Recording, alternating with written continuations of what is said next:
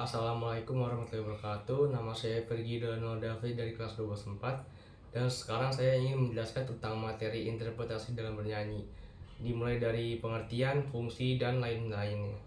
Dan yang pertama ada pengertian dari interpretasi.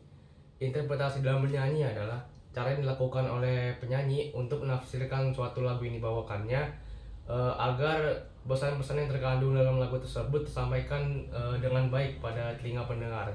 Dan yang kedua ada fungsi dari interpretasi. Untuk fungsi dari interpretasi ini sendiri adalah untuk menyampaikan makna yang ada di dalam lagu tersebut atau karya musik tersebut, agar dapat membuat si pendengar lebih terhubung pada lagu tersebut, dan juga menonjolkan keunikan gaya serta ekspresi individual si penyanyi atau musisi tersebut. Dan yang ketiga ada tiga ragam interpretasi musik secara umum. Yang pertama ada interpretasi emosional. Interpretasi emosional sendiri adalah menafsirkan musik dengan rasa emosi yang ditimbulkan. Dan yang kedua ada interpretasi teknis. Interpretasi teknis ini sebagian orang yang menikmati musik dengan cara memperhatikan aspek teknis dari karya musik tersebut. Setelah itu yang ketiga ada interpretasi filosofis.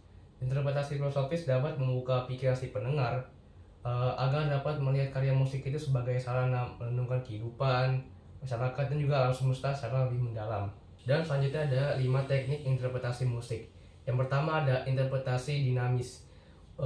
Interpretasi dinamis adalah pengaturan volume dan kekuatan dari setiap catatan musik untuk menciptakan efek yang diinginkan. Setelah itu yang kedua ada interpretasi melodi.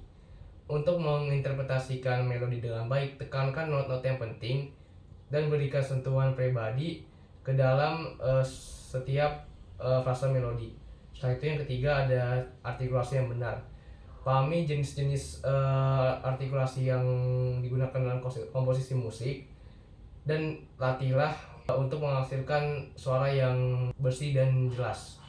Dan yang keempat ada dinamika permainan.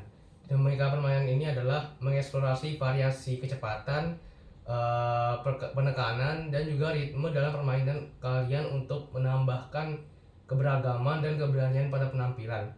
Setelah itu yang terakhir ada penekanan emosi.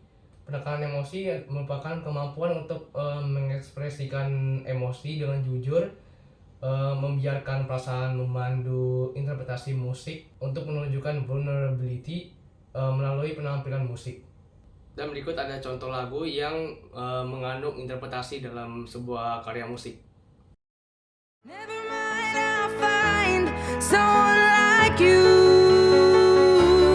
I wish nothing but the best for you too. Don't forget me, I beg, I'll remember. Menarilah dan terus tertawa, walau dunia tak seindah surga. Bersyukurlah. Sekian itu saja dari saya. Saya minta maaf jika ada kesalahan. Wassalamualaikum warahmatullahi wabarakatuh.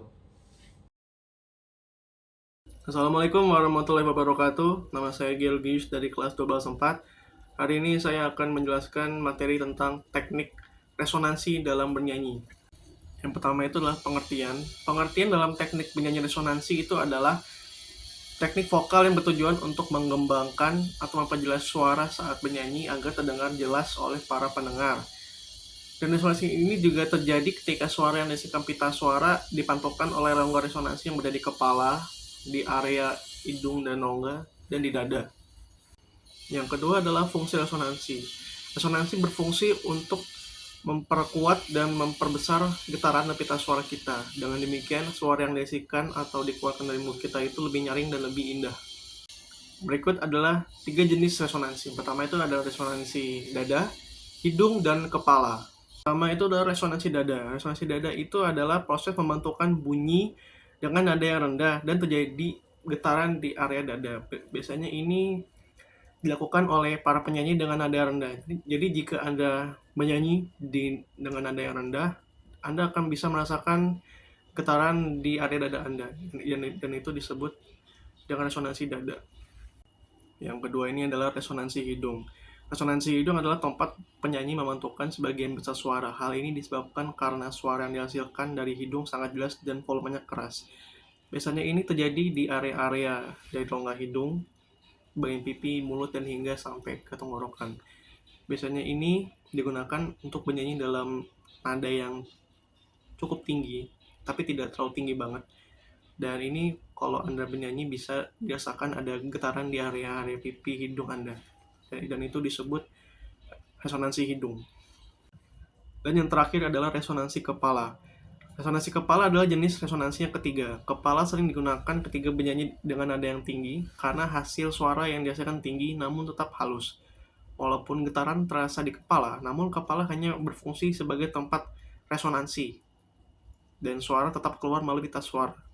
Biasanya ini digunakan untuk para orang-orang bernyanyi jenis lagu seriosa. Berikut adalah contoh untuk menghasilkan suara dari resonansi dada. Mio, mio, mio, mi. Nah, ini adalah contoh bernyanyi resonansi hidung. Mio, mio, mio, mi.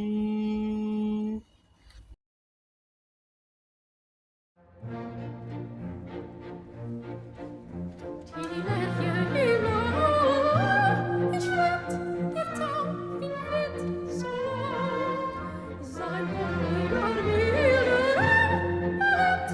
Kuss, das fällt die Augen, der Frühling ohne Pracht,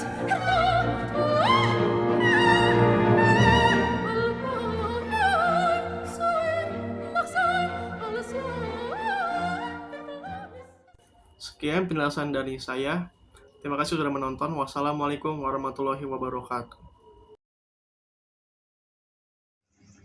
Assalamualaikum warahmatullahi wabarakatuh. Nama saya Muhammad Ardiansyah dari kelas 12/4. Di sini saya akan menjelaskan tentang vibrato. Apa itu vibrato? Vibrato merupakan perpaduan antara pengaturan gerak pita suara serta pengaturan pernapasan. Vibrato merupakan perpaduan antara pengaturan gerak pita suara serta pengaturan pernapasan. Seseorang vokalis harus tahu di mana ia akan melakukan vibrato, seberapa panjang dan seberapa lebar vibratonya, dan yang terpenting kapan ia tidak menggunakan vibrato sama sekali. Selanjutnya ada fungsi vibrato. Yang pertama, vibrato dapat memberikan nuansa emosi yang lebih dalam pada sebuah lagu, membuatnya terdengar lebih hidup dan ekspresif. Yang kedua, vibrato menambahkan variasi pada nada, membuatnya terdengar lebih penuh dan kaya akan warna. Yang ketiga, vibrato dapat membantu penyanyi atau pemain alat musik mempertahankan pitch yang lebih stabil dan konsisten. Selanjutnya ada jenis vibrato. Yang pertama, pada instrumen alat musik gesek seperti biola atau cello, vibrato dicapai dengan menggerakkan jari secara cepat dan halus untuk mengubah nada dengan cepat. Yang kedua, pada vokal terdapat beberapa jenis vibrato seperti otot, vibrato nafas, dan vibrato kombinasi antara keduanya. Yang ketiga, pemain instrumen tiup seperti suling atau trompet menggunakan vibrato dengan mengatur tekanan udara dan posisi. Sekian dari saya, itu aja. Terima kasih. Wassalamualaikum warahmatullahi wabarakatuh.